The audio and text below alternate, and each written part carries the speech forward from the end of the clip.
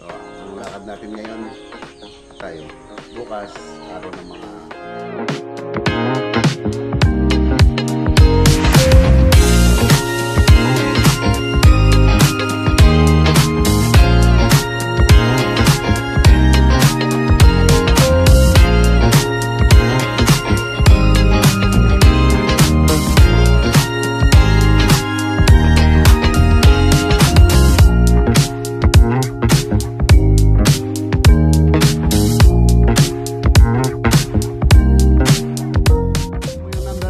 dito, kunin mo yung number, no? Number ng fire department dito sa Alcala. Dahil indoor tapos kitchen, pero meron po siyang ano dito, pinaka ano nga naman mga boss, no? Sabihin po to. Okay na dyan, Dong. Okay, master, oh yun. So nasa ano yan, nasa 3.4 na yata yung pakaliwalas tingnan, lalo na yung kung gustong pinturan yung height niya, tapos yung ano yung clearance niya sa pinturan.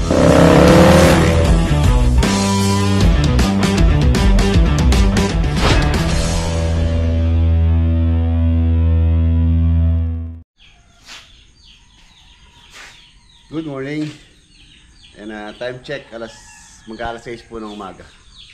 So, ang lakad natin ngayon, Pangasinan, October 31. So, hanggang ngayon na lang muna po tayo. Bukas, araw ng mga patay. So, i-try muna natin yung ating mga mahal, namayapan na mahal sa buhay. So, let's go! Si Tamtam ang gagamitin ko kapon. Kapon po pinrepair ko na yung materials na kailangan nila doon. So dadaling ko na ngayon para pagbalik nila sa ready na. Tapos yung mga ibang tropa doon, uuwi po yung mga ano dito. Bali may iwan doon yung mga ano Bisaya. Sila Tata, Tito Roger. So sila Margar, sila po yung may iwan doon ngayon. So let's go. Para maga tayo makarating. Hopefully sana hindi po traffic. Hindi traffic sa ano expressway. Tama na. Ayun, pagas muna tayo dito sa Cleantech. Shoutout kay Boss. Boss, ano pangalan mo? Rodel. Ayun, kay Boss Rodel, subscriber po natin. Si Boss Wilfredo dito sa Cleantech Arayat. Mayroon akong gusto batiin, Boss? Shoutout sa asawa ko. Shoutout din sa asawa ko. Pagtank. Napapanood namin mamaya, sir. Oo, aming gabi. Maming gabi. Lagi ako nakasubaybay sa inyo. Ay, thank you. Kaya alam ko lahat yung ano, pati yung mga 10 units na ginagawa. Oo, sabi ano, sa Fernando. Oo, thank you. Ayan na, nandito na po tayo. Dito sa Alcala, Pangasinan. And update po tayo dito. Bale, nung last punta natin dito is ongoing yung pong framing nila sa roofing framing. So halos sa isang linggo rin na lumipas. Silipin po natin yung mga updates dito. Although everyday naman po naka naman po ako dito, naka monitor na naka na po sila, nakapag grouping na sila. Tapos ongoing na rin yung framing ng kisame. Tapos yung plastering halos tapos na rin po. And then baka itong ano na, itong ports tsaka yung ano lanay, yun na po yung papa-prepare ko na. Tapos yun, may dala na po akong mga pangmasilya, skim coat, para po maumpisa na rin yung pagpipintura. Maybe sa Monday, sa pagbalik nila dito, magpapa na ako ng magmamasilya para po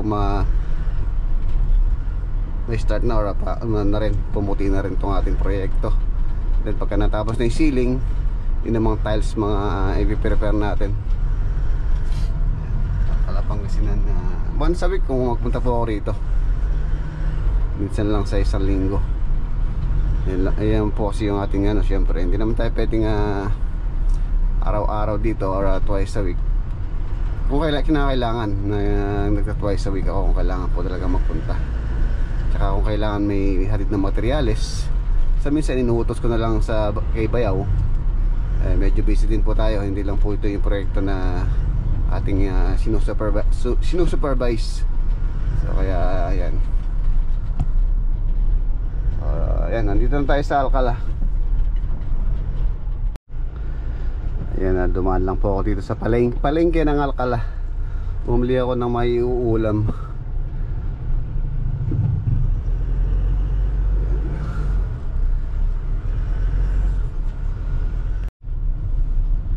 Si Papa Master tsaka si Sunny Boy. So kaya pupunta yung dalawa na yun. Nandito na tayo. Ay mga boss, diskarga. Kamuting kahoy. Saan? Saan yung ninakaw? Tanim ako dito. May tanim ba kayo dyan? Wala naman kayong tanim dyan. Meron kayong kamuting kahoy. Gagawin niyang kasabarol. Gawin lang sa kasabarol niya. Mga basari at diskarga. Diskarga po tayo. Kaya lang. Yan. Mga flashing cutter. Stainless po yan. Stainless. Tapos skim coat.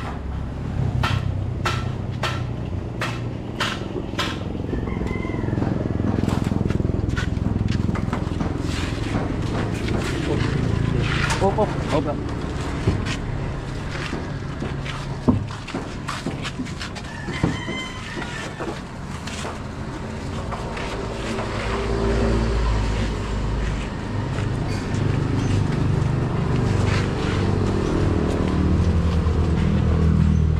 Pablito, kumusta ka?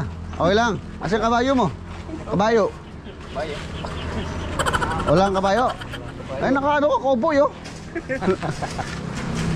Nakawala yung kabayo.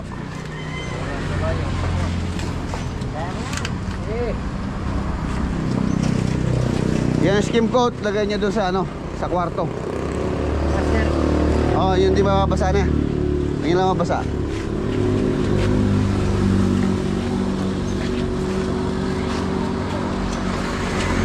Engar, as ka lang. Okay lang. Tatlo.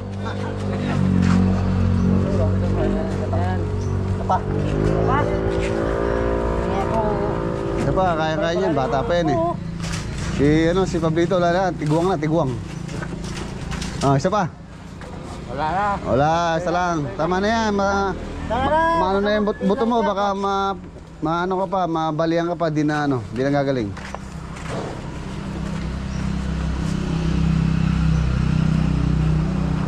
Isa pa. Kaya matitigas yung mga niyan, katawan niyan. Oo.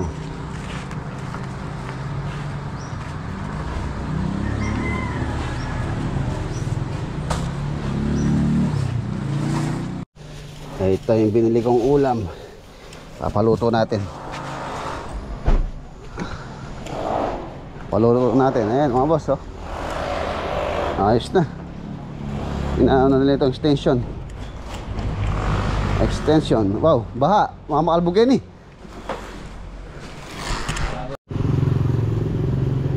Ayan mga boss, Alcala Pangasinan project. Ayan, nagkakahubog na po siya.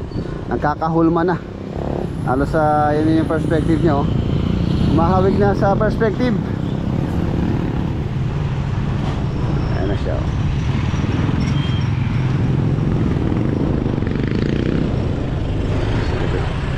Ayan po yung perspective. Ayan yung actual. So ayan, ganun pa rin yung pusa, natutulog pa rin.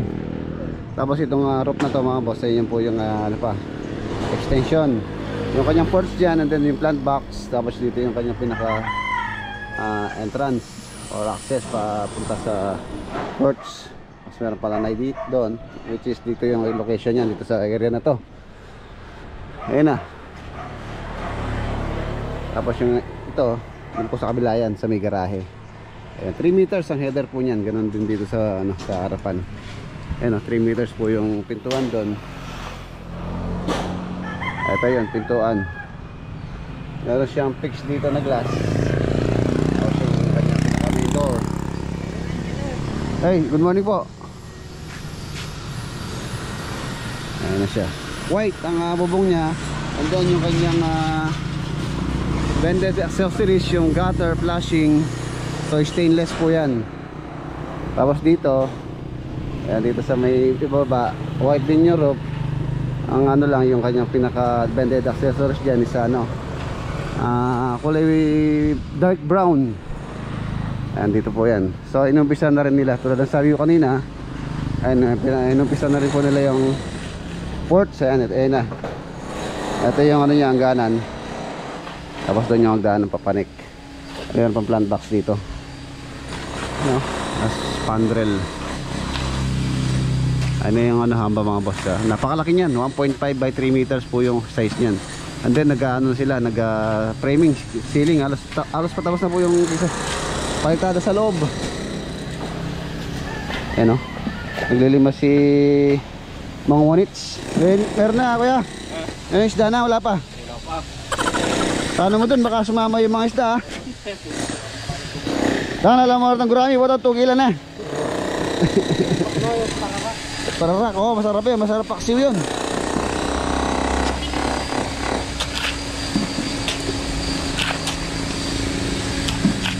Ano po yan, tapos may plant box pa dito yan.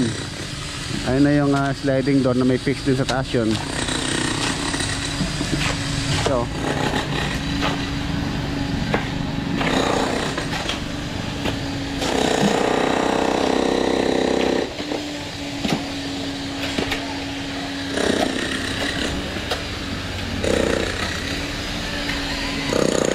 makaka-step sa rito.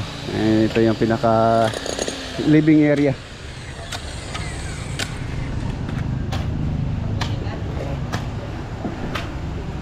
Ito. Silipin natin dito sa loob. Ito na po yung skim coat. 24 yata ito. Pinadala ko na lahat yung mga skim coat sa bahay. Tapos sa dalawang balde na waterproofing for exterior. Na-apply muna po natin ng waterproofing yan bago natin pamasilya sa labas. Ayun na, high ceiling. Ito yung pinaka living area and then dining. Tapos yun yung kitchen. So, mataas din po yung kisame ng kitchen. Ganda nito pagka natapos maliwalas tingnan. And then yung pintura pala nito gusto ni owner is nila kuya. And shoutout sa Eugenio family. White po yung pintura.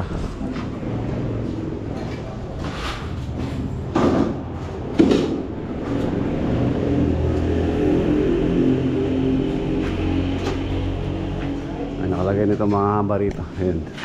Yakal po ito. Yakal wood. Hardwood yan. 2.4 ang taas. Ano, high ceiling 2.4 po yan. Halos sa 2.4. And then halos ano yan, nasa 3 meters po yung height niyan, yung kisame. Dito plain lang, plain ceiling lang po yan. Sa mga room na to yung dalawa, yan plain ceiling. Ang ano lang, may design dito sa master. Sa master, yung kanyang pinaka pinto, 90 cm. Sa karaniwang bahay, pang main door na po to, 90. Main door, ganito po yung size ng bahay na pangkaraniwan. Tapos yung height lang niya is standard is 7 feet or 2.1. Yan, ano po yan, 2.4 yan. Ayun o. Ang ganda rin ng kanyang ng kisame niya dito, mataas din. Tapos nasa 3.3 na yan. 3 meters po yung header niya na yun. So nagtaas pa tayo ng 1 foot. Tapos nasa 3.3 meters yung pinaka niya. Yung pinaka ilalim pa lang niya. Iuli po itong isa mataas. Kaya napakaluwang. Napakaliwalas tingnan. Ay CR niya.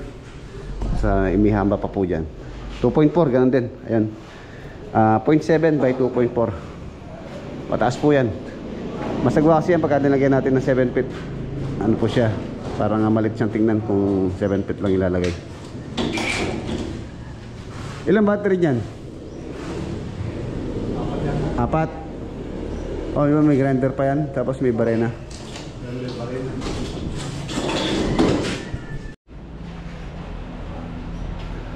Ayan. Next balik natin.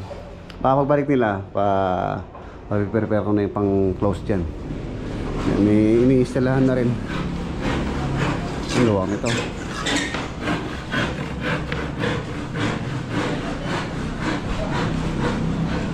Nag-wiring na si ano, si Apo Master tsaka si Mang Sani.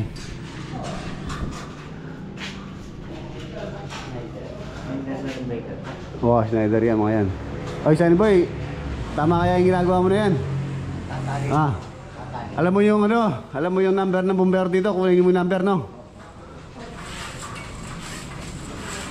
Uy, alamin mo yung number ng fire department dito sa Alcala.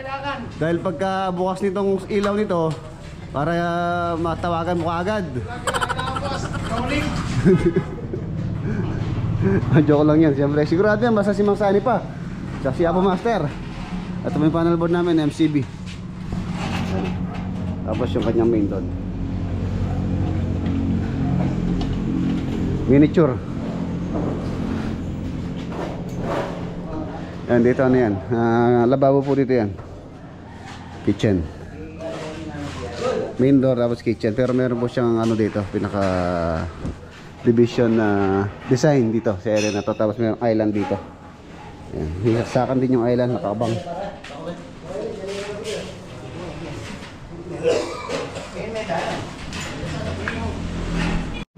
Break time. Gusto mo sinoga yung kabayo mo? Walang kabayo? Kabayo ko, pagkawalan. Leon. Garillo. Leon Guerrero, no? Fernando po ano? Fernando po ka? Pakita na to yung ano, yung... Sambala ka lang. Isang tagay ka lang, amo to.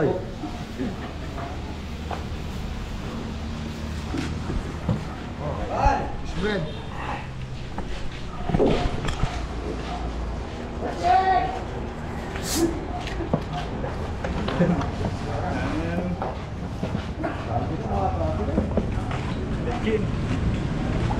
Pares na ito yan. Pilipino nga naman mga boss, ayun, no? Nagkahiyan pa sa isang peraso. So, tirahin na natin, baka tirahin pa ng iba. Yan ang Oscar ni Sunny Boy. Anong tawag dito? Ang tinapay niya to? Putok. Uy, bakit mo nasabing putok? Puputok. Ikaw may putok ka? Wala.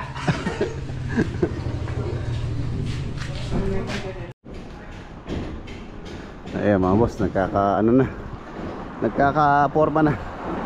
Ayan, nakakaganda talaga yung ano mga boss, yung pong pinaka-bended accessories ng isang bubong. Yan, yun yung walang bended accessories tulad ng ang tawag mo namin yan is a gutter flashing. Kung ano yung design ng gutter, ganun din yung ano niya, design niya. Stainless po yan, smoke na stainless. Ayan, konting tip lang po pagka po nagpagawa kayo ng bahay, mas mabuti na stainless na yung palagay nyo sa gutter, mas matibay. Ang sa bubong pose, unang nasisira dyan yung gutter. Ayan, pagka po ano lang, yung ordinary lang, GI sheet lang or colored sheet lang, kahit makapal po yan, possible po nakakalawangin yan. Kaya halos kadalasan yung nilalagay namin is stainless para less maintenance. Napakahirap pa naman i-repair ng gutter. Pag i-repair po ng gutter sa kahirapan, lalo na pagka masikip yung pinaka niya, yung pinaka space niya sa bubong, tsaka lalo na pagka mataas, pagka walang access, napakahirap mag-repair ng gutter. So kaya yan, stainless po yan, tapos white po yung kanyang bubong. Ayan.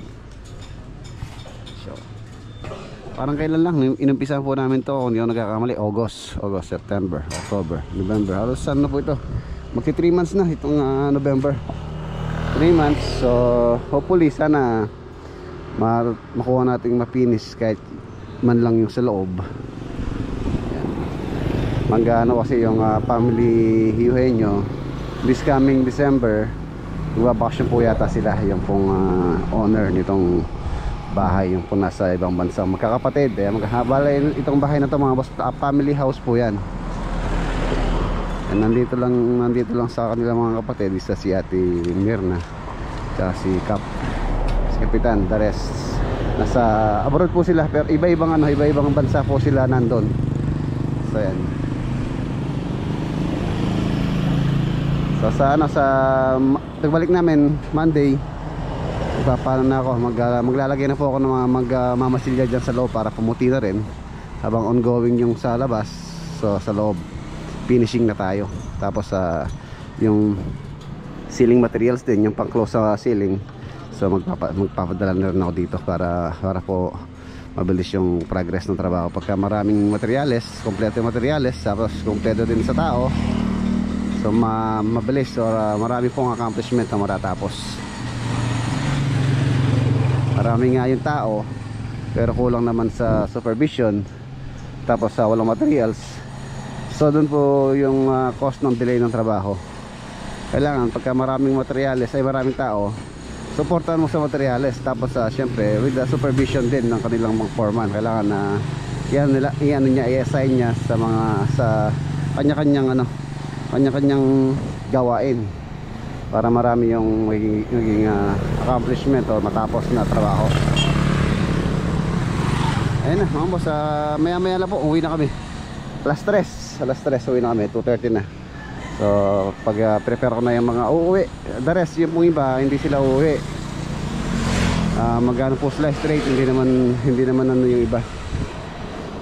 Tulad nung sila Tito Roger, Tito Roger pala, sasama ko na yung tatlo, si Tito Roger, si Tata at saka si Jomar. Kasama ko na, pull out na ako ng ilan dito dahil sa masonry works, konti na lang yung ginagawa nila. Marami na lang dito, pintura, ayan, tapos ito na lang dito sa may labas, yung extension na lang halos. Tapos yung bubong, taas niya taas.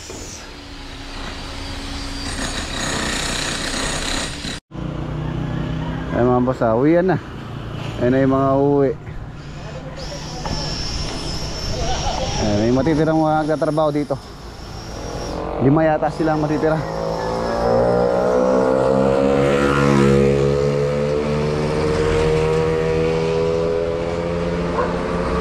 Yan, puno si Tamtam. Mag-service road down tayo. Wala na. Romar. Ba? Ayun na, tara na. Tara.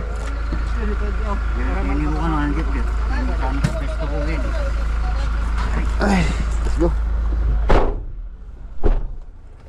Yung lalang din. Wala akong yakanta. Oh.